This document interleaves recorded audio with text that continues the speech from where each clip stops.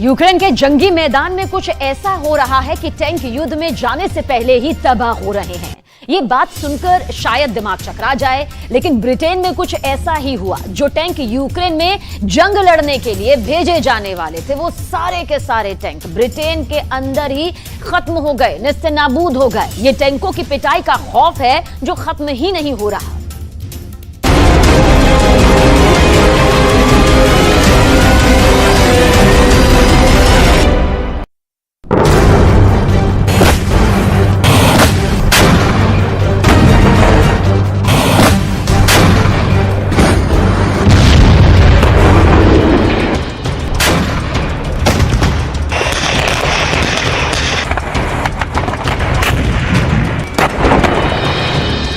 Putin का खौफ क्या है?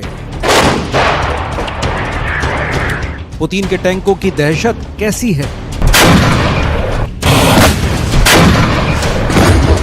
इन सवालों का जवाब ब्रिटेन से आ रही एक खबर में छुपा हुआ है, जिसमें दावा यह किया गया है कि ब्रिटेन अपने दर्जनों चैलेंजर 2 टैंकों को खुद ही नष्ट कर दे रहा है।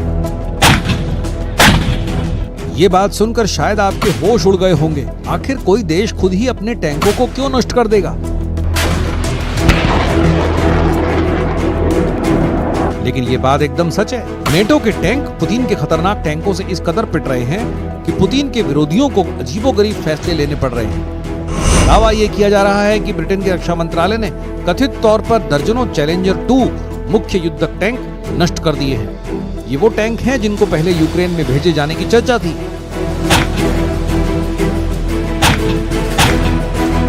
ब्रिटेन ने ऐसा फैसला क्यों किया, ये जानना बहुत जरूरी है।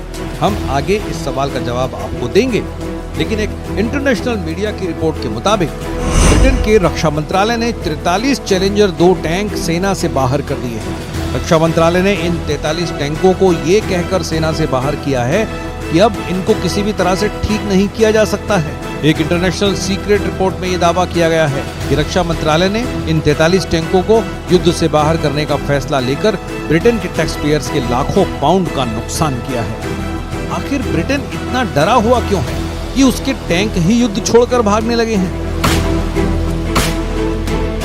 न तो यूक्रेन को और न ही नेटो को जरा भी उम्मीद थी कि रूस की सेना नेटो के एडवांस टैंक को जलाकर राख कर देगी। जर्मनी का लेपर्ड 2, ब्रिटेन का चैलेंजर 2 और अमेरिका का एब्रम्स टैंक इस वक्त सबसे बुरे दौर से गुजर रहे हैं। पुतिन के आदेश के बाद से रूसी सेना चुन चुन कर नेटो के टैंक्स को तबाह कर रही है। हालात ये हो गए हैं कि रूस की फर्स्ट लाइन ऑफ डिफेंस पर यूक्रेन के टैंक हमला करने से पहले ही रूस के हमले का शिकार हो जाते हैं।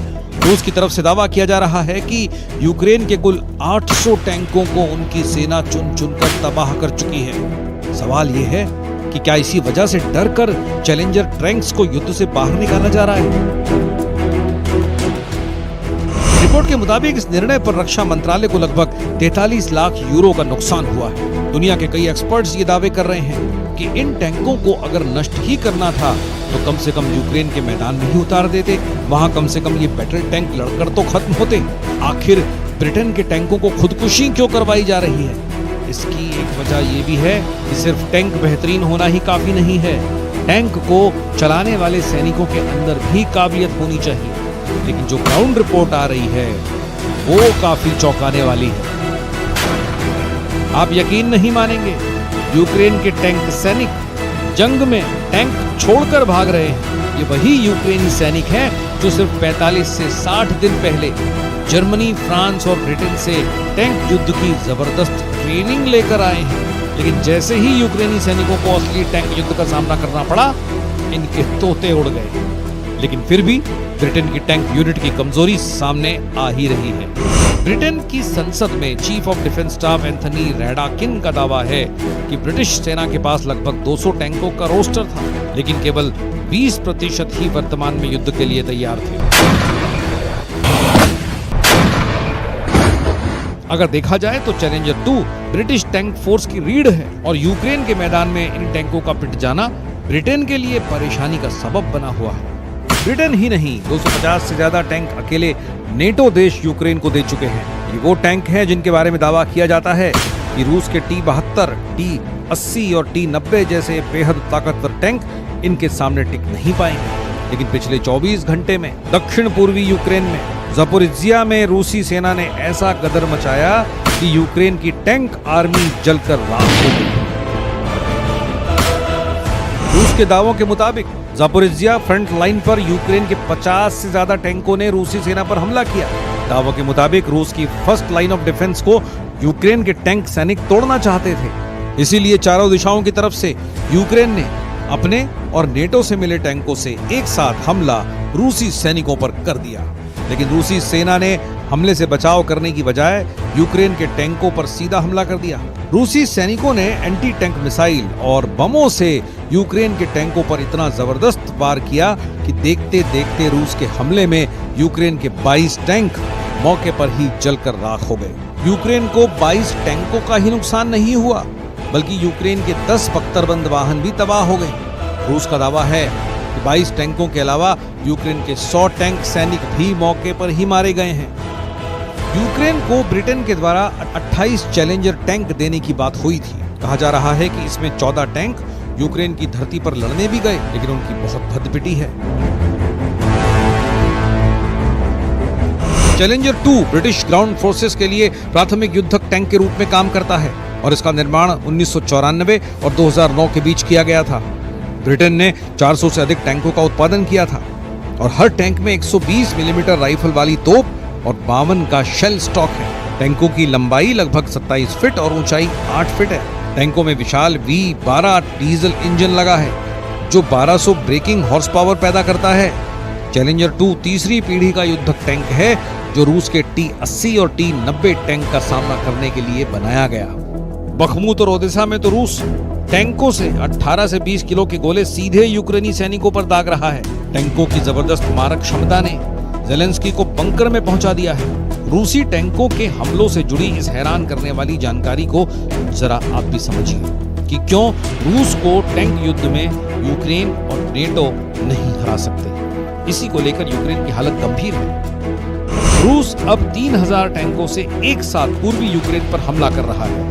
हैरानी की बात तो यह है कि रूस के पास 10,200 टैंक होने का दावा किया जा रहा है। गूगल मैप्स से ली गई तस्वीरों के मुताबिक रूस के यूराल पर्वतों पर 19 टैंक बेस हैं, जहां 2299 टैंक ऊपर से ही देखे जा सकते हैं, जबकि यूराल जैसे कई और बेस पर रूस के 10,000 से ज्यादा टैंक होने का अनुमान लगाया गया है। दावों के मुताबिक रूस के पास अभी भी हजारों T-72 टैंक हैं, जबकि 3000 T-80 टैंक रूस के पास अभी भी बताए जा रहे हैं। यहाँ तक कि रूस के पास 200 T-90 टैंक हमले के लिए तैयार हैं। ऐसी हालत में टैंक युद्ध में अब यूक्रेन रूस का मुकाबला कैसे करेगा? Кассетных боеприпасов, то оценку этим боеприпасам дала сама администрация Соединенных Штатов устами своих сотрудников некоторое время назад, когда использование кассетных боеприпасов было названо самой администрацией США преступлением. Вот я думаю, к этому так и надо относиться. इसके अलावा रूसी सेना ने 350 वर्ग किलोमीटर में फैले खार्किव शहर और कस्बों पर ट्रिपल अटैक किया है। 1 लाख सैनिकों के साथ 900 टैंकों के अलावा रूस के तोपखाने ने खार्किव के चीथड़े उड़ाकर रख दिए हैं। जानकारी के मुताबिक लिमन और कुपियांस्क में रूस ने 555 तोपों से हमले शुरू कर दिए हैं, जबकि रूस की rocket army 370 MLRS rocket system से दिन रात हमले कर रही है। खबर के मुताबिक रूस के तोपखाने और रॉकेट आर्मी ने खार्किव के लिमन और कुपियांस्क में यूक्रेनी सेना को तबाह करके रख दिया है। इन इलाकों का रूसी सेना ने वही हाल किया है जो ओडेसा और मिकोलाइव का किया है। Различного вооружения, в том числе 10 танков «Леопард», 11 американских БМП «Брэдли», 40 американских артиллерийских систем М777 и 50 самоходных артиллерийских установок из Великобритании, США, Германии, Франции и Польши. Очевидно, что поставляемое западное вооружение не приводит к успехам на поле боя, а только затягивает военный конфликт. कुल मिलाकर ये साफ हो चुका है कि यूक्रेन के मैदान में रूस हर तरफ से हावी होता जा रहा है। चीन की राजधानी बीजिंग से डराने वाली तस्वीरें सामने आई है, जहां तूफान की वजह से सड़क पर सैलाब आ गया, जिसे देखकर लगा मानो वहां समंदर ही घुस आया हो, जिसमें कई गाड़ियां बहती हुई भी नजर आई। सड़क पर इतना ज्यादा पानी आ गया कि उसके तेज